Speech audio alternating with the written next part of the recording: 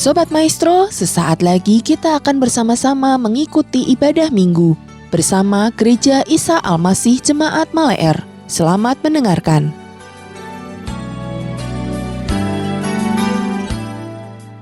Shalom Bapak Ibu Saudara yang dikasihi oleh Tuhan Yesus Kristus dimanapun Bapak Ibu Saudara berada. Siang hari ini kita akan bersama-sama belajar dari kebenaran firman Tuhan, tetapi sebelumnya kita akan memulainya di dalam doa. Kami mengucap syukur Tuhan buat siang hari ini, buat anugerah, kemurahan, dan kebaikan-Mu atas kehidupan kami. Terima kasih buat tuntunan dan cinta kasih-Mu dalam kehidupan kami sampai hari ini. Tuhan, kalau sebentar kami akan merenungkan firman-Mu, Tuhan yang menolong kami untuk kami boleh mengerti dan memahami apa yang menjadi isi hati-Mu dan Roh Kudus yang menolong kami, supaya firman-Mu ini boleh menjadi pembelajaran, peringatan, dan tuntunan dalam kehidupan kami hari lepas hari. Kami berdoa Tuhan, supaya sementara kami belajar tentang firman-Mu, Tuhan boleh memberkati setiap kami semuanya, pribadi lepas pribadi. Hanya di dalam nama Tuhan Yesus kami sambut kebenaran-Mu hari ini. Amin. Bapak Ibu Saudara, hari ini kita akan bersama-sama merenungkan satu kebenaran firman Tuhan dengan tema 30 keping perak. Nah, hari ini izinkan saya untuk berbagi kepada kita bersama tentang pentingnya kita untuk senantiasa aware atau waspada terhadap dosa. Karena semua kita tahu dan sadar bahwa tidak ada seorang pun di antara kita yang imun terhadap dosa. Tidak peduli apapun jabatan kerohanian kita di dalam sebuah gereja, tidak peduli seberapa sering kita beribadah dan mendengarkan pengajaran-pengajaran ataupun khotbah-khotbah, tidak peduli seberapa lama kita sudah menjadi orang Kristen dan terlibat dalam pelayanan. Mengertilah bahwa semua itu tidak menjamin kita menjadi orang yang kemudian kebal terhadap dosa, serta tidak bisa membuktikan bahwa kita adalah orang Kristen yang sejati. Nah, Bapak Ibu Saudara dengar baik. Kesejatian kekristenan tidak ditentukan dari banyaknya kegiatan rohani atau agamawi yang kita ikuti, melainkan ditentukan oleh kedalaman pengenalan dan keintiman dengan Kristus Yesus, Tuhan kita dalam relasi secara pribadi. Nah, mari saya mengajak Bapak Ibu Saudara untuk kita membuka Alkitab kita dalam Injil Matius pasal yang ke-26 ayat 14 sampai ayat yang ke-16. Ini merupakan sebuah kisah pengkhianatan yang dilakukan oleh salah seorang dari murid Tuhan Yesus, yaitu Yudas Iskariot. Nah, doa saya kiranya selama kita belajar bersama-sama dari kisah ini, Roh Kudus boleh bekerja dalam hati kita serta menolong kita pribadi lepas pribadi untuk kita mencermati hidup kekristenan kita, hidup keberimanan kita masing-masing. Firman Tuhan berkata demikian.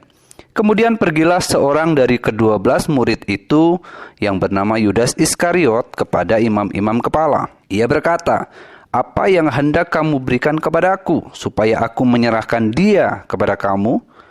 Mereka membayar 30 uang perak kepadanya. Dan mulai saat itu ia mencari kesempatan yang baik untuk menyerahkan Yesus.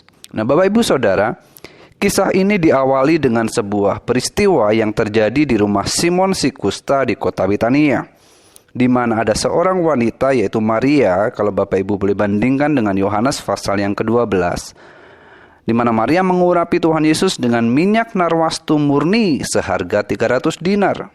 Dalam peristiwa itu Alkitab mencatat bagaimana para murid kemudian komplain dan menilai bahwa tindakan Maria tersebut adalah sebuah pemborosan. Nah, kemudian Tuhan Yesus menegur mereka. Bahkan kalau kita melihat dalam Yohanes pasal yang ke-12, maka teguran itu secara spesifik ditujukan kepada Yudas. Nah, setelah peristiwa itu Injil Matius kemudian menuliskan begini. Dikatakan kemudian pergilah seorang dari ke-12 murid itu yang bernama Yudas Iskariot kepada imam-imam kepala. Pada ayat yang ke-14. Rupanya pertemuan Yudas dengan para imam kepala merupakan sebuah transaksi harga untuk Tuhan Yesus, yaitu 30 keping perak. Nah, Bapak Ibu Saudara, tahukah Saudara, harga 30 keping perak adalah harga pengganti untuk seorang budak yang ditanduk oleh seekor kerbau. Dalam Keluaran pasal 21 ayat 32. Atau 30 keping perak adalah harga terendah dari seorang budak. Jelas 30 keping perak adalah sebuah bentuk penghinaan dan pelecehan yang dilakukan oleh para imam-imam kepala kepada Tuhan Yesus. Tahukah kita bahwa harga 30 keping perak hari ini itu setara dengan kurang dari 300.000 rupiah? Lihat betapa mengerikannya bagaimana mereka melecehkan Yesus dengan memasang harga yang begitu rendah untuk nyawanya. Penghinaan ini dilakukan bukan oleh orang yang tidak mengenal Tuhan, melainkan dilakukan oleh para imam kepala, orang-orang yang mengaku mengenal Tuhan dan mengajarkan tentang hukum Tuhan. Mereka berjubah agama namun jahat luar biasa. Nah, kalau kita lihat dari Matius pasal 26 ayat 14, kita akan mendapatkan sebuah pembelajaran bahwa jabatan kerohanian seseorang tidak menjamin kualitas iman dari orang tersebut. Di bagian awal tadi saya sudah katakan bahwa kesejatian kekristenan kita tidak ditentukan oleh banyaknya aktivitas agama, bahkan lamanya kita menjadi orang Kristen. Karena itulah mengapa kita harus aware terhadap dosa. Karena realitanya begini, Yudas adalah salah satu dari 12 murid Yesus yang dipilih secara langsung oleh Yesus. Bapak Ibu boleh melihat dalam Matius pasal yang ke-10 ayat 4 atau Lukas 6 ayat 16. Nah, kalau dikatakan bahwa Yudas adalah murid, itu berarti kan begini. Yudas memiliki kedekatan dengan Yesus karena di mana Tuhan Yesus berada, maka di situ pun Yudas berada. Murid berarti Yudas makan, jalan, dan hidup bersama-sama dengan Yesus. Yudas mendengarkan setiap pengajaran dari Tuhan Yesus. Yudas melihat dan terlibat langsung dalam pelayanan Tuhan Yesus. Bahkan Yudas menyaksikan secara langsung mujizat-mujizat yang dilakukan dan dikerjakan oleh Tuhan Yesus. Dan bahkan bukankah Yudas kemudian menduduki posisi yang penting dalam kumpulan para murid, yaitu sebagai bendahara. Saudara, mari dengar baik. Bagi orang Yahudi, menjadi murid dari seorang rabi adalah sebuah privilege, adalah sebuah hak istimewa karena tidak semua orang bisa ada pada posisi itu. Orang Yahudi memiliki sebuah sistem pendidikan, di mana akhir dari pendidikan itu adalah menjadi murid dari seorang rabi Yahudi. Dan satu hal yang perlu kita mengerti adalah bukan rabi Yahudi yang datang dan mencari murid, melainkan muridlah yang mendaftarkan diri untuk menjadi pengikut dari seorang rabi. Dan tidak semua orang lulus kualifikasi atau dipandang layak untuk menjadi murid oleh seorang rabi. Bapak Ibu Saudara, mengapa saya perlu menjelaskan ini?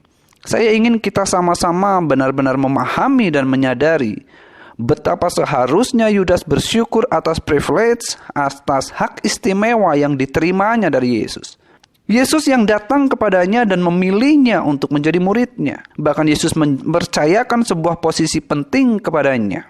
Tetapi coba saudara lihat, setelah apa yang Yesus lakukan dan percayakan kepadanya, bukan penghormatan dan kesetiaan yang ia berikan, namun Yudas justru pada akhirnya menjadi murid yang mengangkat tumitnya kepada gurunya. Yudas justru mengkhianati dan menjualnya. Bahkan harga itu tidak lebih baik dari harga seorang budak. Seorang murid yang dikasihinya, yang tetap dipercayanya sekalipun terbiasa melakukan pencurian dalam kas perbendaharaannya. Bahkan seorang murid yang dipanggilnya sebagai sahabat justru datang kepada Yesus lalu memberikan sebuah ciuman pengkhianatan. Bapak Ibu Saudara, bagaimana dengan kita? Apakah kita menyadari bahwa kita adalah orang-orang yang telah menerima hak istimewa dari Allah melalui karya Kristus Yesus Tuhan kita?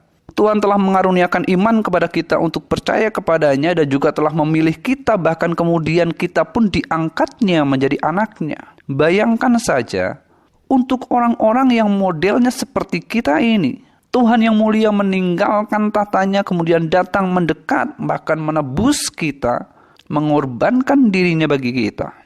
Kalau begitu, setelah semua yang kita terima dari Tuhan, apakah pantas kalau kita masih menganggap sepi dan memandang rendah kasih karunia-Nya? Apakah pantas kita menjual Tuhan Yesus hanya demi keinginan-keinginan daging kita? Saudara, kalau bukan karena Yesus, sadarkah kita bahwa kita tetaplah manusia yang berdosa yang sementara berjalan menuju kepada kebinasaan yang tanpa akhir? Sadarkah kita kalau bukan karena Yesus maka kita tetaplah manusia celaka yang ujung jalan hidup kita hanyalah berisi cerita tentang penderitaan? Jangan kita sama seperti Esau yang menjual hak kesulungannya hanya demi semangkok sup kacang merah. Esau sama sekali tidak memandang hak kesulungannya sebagai hak istimewa, sebuah privilege yang tidak dimiliki oleh semua anak. Nah Bapak Ibu, mari coba kita renungkan. Kalau dari cara Tuhan melihat dan menilai hidup kita sebagai orang yang telah menerima kasih karunia dan hak istimewa itu dalam Tuhan Yesus, kira-kira kita ini berbeda dengan Esau atau tidak? Kita berbeda dengan Yudas atau tidak? Yang rela menjual Tuhannya hanya demi ambisi, keinginan, dan kedagingannya. Rela menjual hak kesulungannya hanya demi kepuasan yang sesaat. Menjual Yesus tidak selalu dalam arti kata benar-benar menjual. Tetapi pertanyaannya, bagaimana dengan hobi kita? Bagaimana dengan ego dan kesenangan kita? Apakah kita lebih rela kehilangan Tuhan daripada kehilangan keuntungan materi? Apakah kita lebih rela melepaskan hubungan kita dengan Tuhan dibandingkan kehilangan pacar kita? Atau kita lebih memilih nonton drama-drama, film-film seri daripada kita merenungkan firman kebenarannya yang akan menjadi penuntun dalam jalan hidup kita? Nah, kalau itu yang terjadi, maka maafkan saya, tetapi menurut saya itu sama saja tak ubahnya sebuah pengkhianatan terhadap Tuhan. Pengkhianatan kepada Tuhan yang telah memberikan kasih karunia-Nya dan hak istimewa itu kepada kita. Hari ini kita belajar ternyata jabatan rohani seseorang tidaklah ekuivalen dengan kualitas iman dari orang tersebut. Saudara, izinkan saya untuk mengatakan ini. Dengar baik, camkan dan renungkanlah. Posisi kita sebagai pemimpin, pendeta, penatua, diaken, pelayan mimbar, aktivis, ataupun jemaat tidak menjamin bahwa kita adalah orang Kristen atau murid Yesus yang sejati. Tidak membuat kita menjadi orang yang kebal atau imun terhadap dosa. Bahkan saya yang setiap bulan berdiri di mimbar dan memberitakan firman Tuhan bagi saudara, tidak menjamin bahwa saya adalah orang Kristen yang sejati. Posisi saya sebagai hamba Tuhan tidak membuat saya menjadi orang yang imun terhadap dosa. Karena itu saudara, siapapun kita dan apapun jabatan kita, mengertilah, selalu dibutuhkan kedalaman dalam pengenalan dan keintiman dalam hubungan dengan Tuhan secara pribadi. Tidak bisa dipungkiri memang bahwa Yudas adalah orang dengan karakter yang buruk. Yudas seorang pengkhianat, pencuri, tamak, dan munafik. Yudas adalah murid Yesus yang penuh dengan kepalsuan. Murid namun tidak memperlakukan gurunya dengan sebagaimana seharusnya. Saudara, memang dalam Alkitab kita tidak akan pernah menemukan Yudas memanggil Yesus dengan sebutan Tuhan atau Mesias. Yudas hanya menyebut Yesus dengan sebutan guru.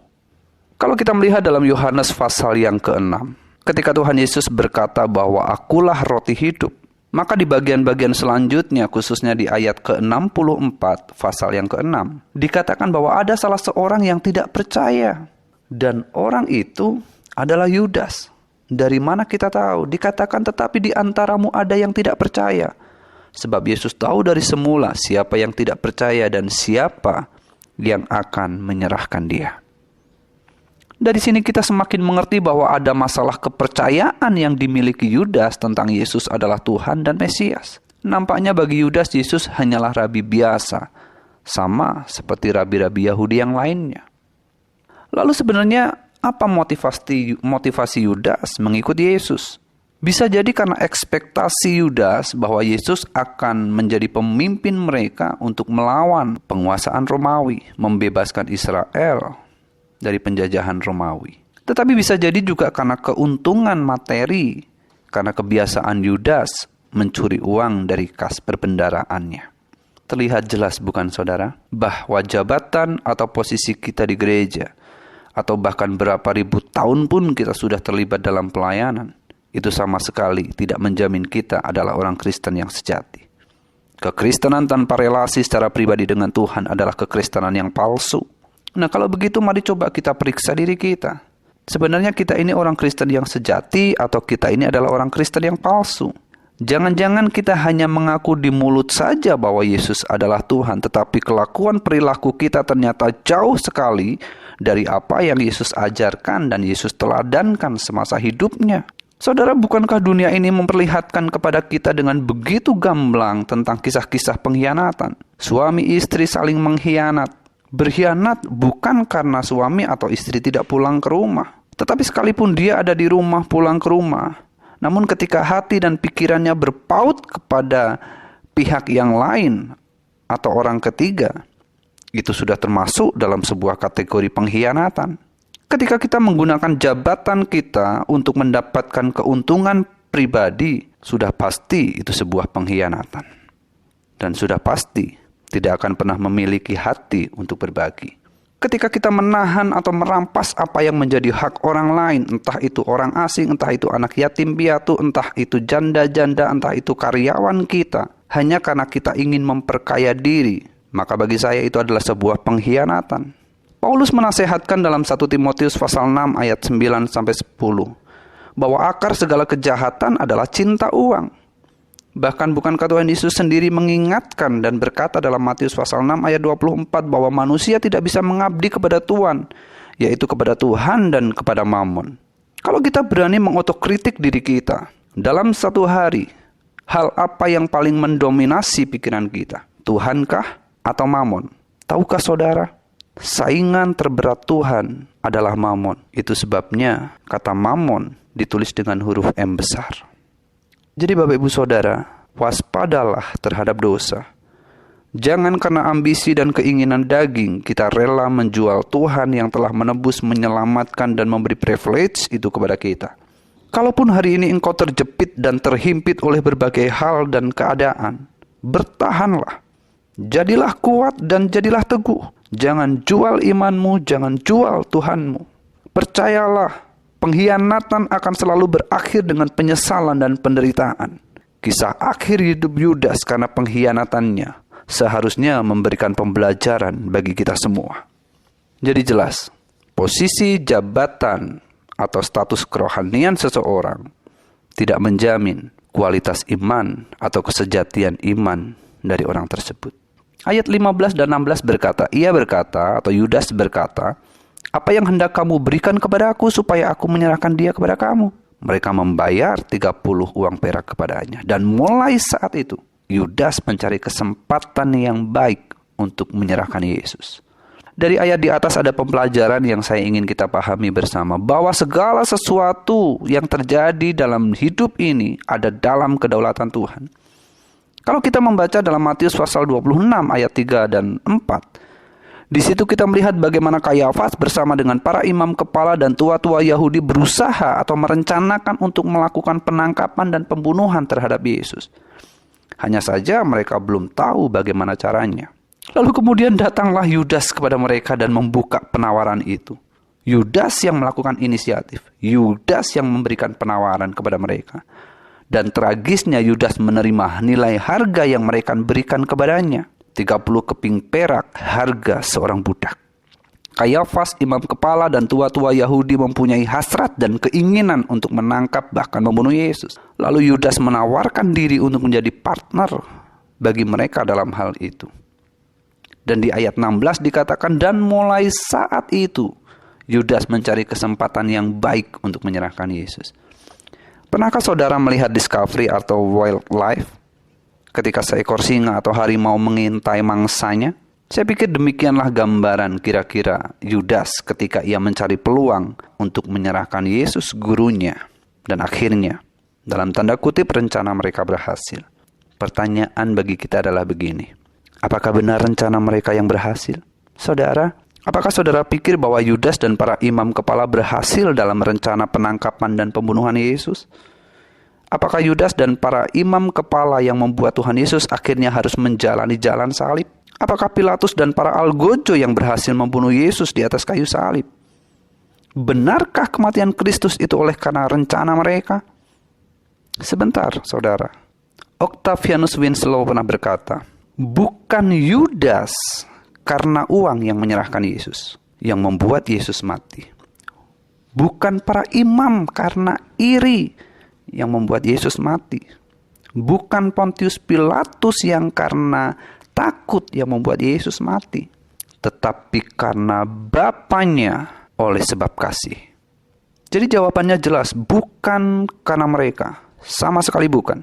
Bukan karena Yudas, imam kepala, tua-tua Yahudi, ataupun Pilatus, bahkan para algojo yang membuat Yesus pada akhirnya mati di atas kayu salib. Bukan mereka yang membuat Yesus harus menempuh jalan Via Dolorosa, mengalami penderitaan dan kematian yang paling mengenaskan dalam perjalanan hidup manusia. Semua itu adalah rencana dan kehendak Bapa di surga, bukan kehendak dan rencana mereka. Karena tanpa mereka pun rencana dan kehendak Bapa di surga itu akan tetap terlaksana. Hanya satu hal lagi, dengar baik. Kematiannya bukanlah kekalahannya. tetapi kematiannya justru adalah kemenangannya. Bapak Ibu Saudara, mengertilah. Di dalam kelemahan dan kegagalan Yudas sebagai murid, di dalam kegagalan para imam sebagai perantara antara umat dengan Allah pada waktu itu, satu yang pasti bahwa rencana Allah tidak akan pernah gagal. Jadi percayalah bahwa Allah berdaulat atas segala sesuatu dan memegang kendali atas kehidupanmu. Kalau engkau hari ini mendapati bahwa kita mungkin adalah orang-orang yang gagal, bahwa kita merasa kita adalah orang-orang yang telah melakukan pengkhianatan demi pengkhianatan terhadap Tuhan, terhadap keluarga, terhadap sesama, percayalah bahwa Allah adalah Allah yang berdaulat, yang tetap memegang kendali dan kontrol atas segala sesuatu dalam hidup ini. Kalau benar bahwa kita adalah orang-orang yang selama ini terbiasa melakukan pengkhianatan demi pengkhianatan, kita merasa bahwa kita adalah orang-orang yang gagal untuk mengasihi Tuhan, yang perlu kita lakukan hari ini adalah begini: menyesallah, merataplah, berkabunglah untuk semua dosa dan kegagalanmu. Namun setelah itu, putuskanlah untuk datang dan kembali kepada Tuhan. Jangan pernah berpikir untuk mengakhiri hidupmu, karena saat ini tangannya sementara terbuka bagimu dan bagiku. Amin. Mari kita berdoa. Tuhan Yesus yang baik, terima kasih untuk anugerah kasih karunia-Mu dalam kehidupan kami. Tuhan, kalau mungkin sampai hari ini kami menyadari bahwa ada kelemahan, ada kegagalan, ada hal-hal yang salah yang kami lakukan dan itu adalah sebuah pengkhianatan kepada Tuhan, maka siang hari ini kami datang kepada Tuhan dan kami mohon ampun kepada Tuhan.